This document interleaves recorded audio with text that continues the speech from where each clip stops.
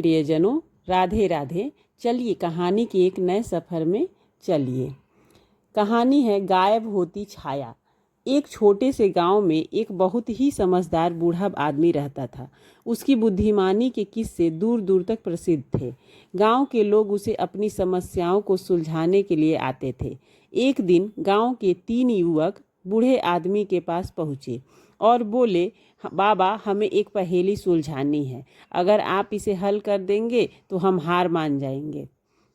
आपको हम मान जाएंगे कि आप सच में सबसे समझदार हैं। बूढ़ा मुस्कुराया और बोला, अच्छा बेटा, बोलो पहेली क्या है।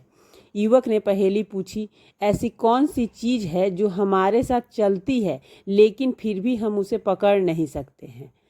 युवक को भी इस पहेली का जवाब पता नहीं था। बूढ़ा आदमी थोड़ी देर के लिए तो चुप रहा। फिर उसने तीनों युवकों को गांव के पास वाले जंगल में ले जाने का निश्चय किया। वे सभी जंगल की ओर चल दिए। सूरज ढलने लगा था और चारों के पीछे लंबी लंबी परछाइयां बन रही थी। जब वे जंगल के बीच पहुंचे, बूढ़ा आदमी ने कहा, अब तुम तीनों अपनी परछाई को पकड़ने की कोशिश करो। युवक हैरान होकर बोले, परछाई को? यह तो असंभव है। ये तो कैसे पकड़ेंगे, ये तो पकड़ ही नहीं सकते हैं। लेकिन बूढ़े आदमी ने जोर दिया, फिर भी कोशिश करके देखो, कोशिश करो।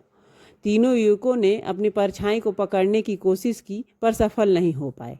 जब वे थक गए तो बूढ़े आदमी ने हंसते हुए कहा, अब समझे, तुम्हारी पहेली का उत्तर तुम्हारी अपनी परछाई है।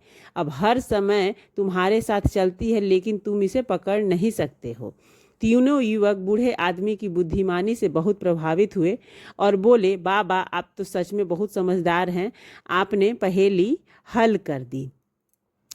इससे ये हमें शिक्षा मिलती है कि कुछ चीज़ें हमारे जीवन में हर समय मौजूद रहती हैं लेकिन उन्हें पकड़ना या नियंत्रित करना संभव नहीं होता। इसी के साथ कहानी खत्म होती है। नमस्कार। कहानी अच्छी लगे तो इसे शेयर करें।